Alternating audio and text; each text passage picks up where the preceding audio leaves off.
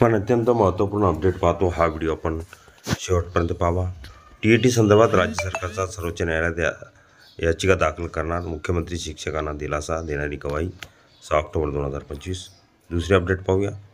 शिक्षक आणि शिक्षकेतर कर्मचाऱ्यांना कॅशलेस वैद्यकीय योजनाबाबत शिक्षण विभागाचे स्पष्टीकरण।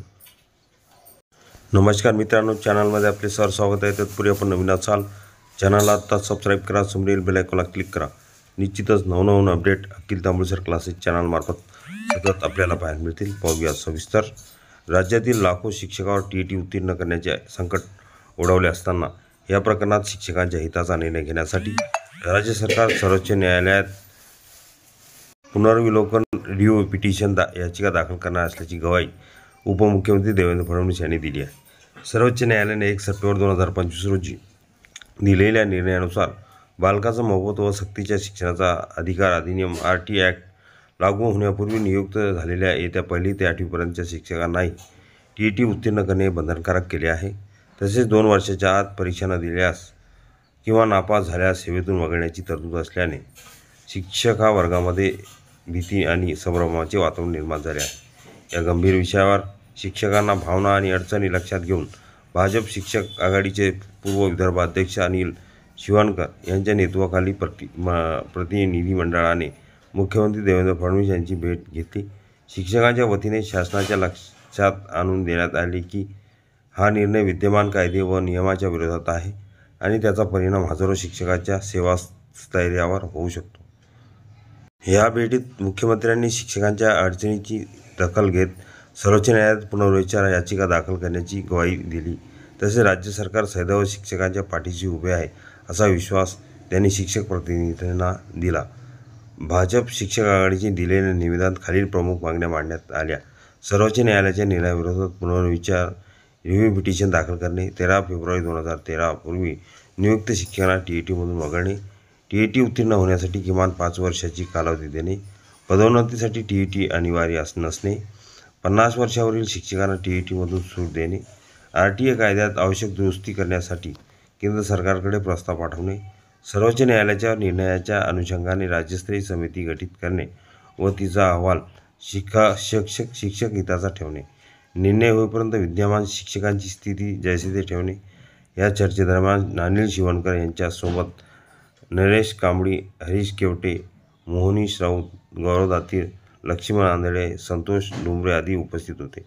या निर्णयामुळे सध्या चिंतित असलेल्या शिक्षकांना मोठा दिलासा मिळाला असून शासनाने शिक्षकांच्या हितासाठी ठोस भूमिका घेतल्याचा विश्वास व्यक्त केला जात आहे। दुसरी महत्त्वपूर्ण अपडेट आहे शिक्षक आणि शिक्षकेतर कर्मचाऱ्यांना कॅशलेस वैद्यकीय योजनाबाबत शिक्षण विभागाचे स्पष्टीकरण। 6 ऑक्टोबर 2025 राज्यातील शिक्षक आणि शिक्षकेतर कर्मचाऱ्यांना कॅशलेस वैद्यकीय प्रतिपूर्ती योजना लागू करण्याबाबत दीर्घकाळ प्रलंबित असलेल्या मागणीवर अखेर राज्य शासनाने भूमिका स्पष्ट केली आहे। शालेय शिक्षण विभागाने जारी केलेल्या पत्रानुसार सदर योजना राज्यात तूर्तास लागू करणे शक्य नाही असे स्पष्ट करण्यात आले आहे। शालेय शिक्षण विभागाने दिलेल्या माहितीनुसार सध्या शासकीय व अधिकारी व इतर कर्मचाऱ्यांना महाराष्ट्र राज्य सेवा वैद्यकीय देखभाल नियम 1961 तसेच सार्वजनिक आरोग्य विभागाच्या शासन निर्णयानुसार उपचारासाठी वैद्यकीय खर्च प्रतिपूर्तीची तरतूद आहे। या निर्णयानुसार 100% अनुदानित शाळांमधील शिक्षक आणि शिक्षकेतर कर्मचाऱ्यांना वैद्यकीय प्रतिपूर्ती दिली जाते। तथापि शिक्षक आणि शिक्षकेतर कर्मचाऱ्यांना कॅशलेस आरोग्य योजना लागू करण्याचा प्रस्ताव शालेय शिक्षण विभागाने सार्वजनिक आरोग्य नियोजन व वित्त विभागाकडे मान्यतेसाठी सादर केला होता। मात्र संबंधित विभागांनी यासंबंधी असंमती दर्शवली असल्याची पत्रात नमूद करण्यात आले आहे। राज्यात आधीच आयुष्यमान भारत योजना आणि महात्मा ज्योतिबा फुले जन आरोग्य योजना यासारख्या समरूप योजना कार्यान्वित असल्याचे सांगून नवीन स्वतंत्र योजना राबवणे सध्या शक्य नसल्याचे नियोजन आणि वित्त विभागांनी स्पष्ट केले आहे।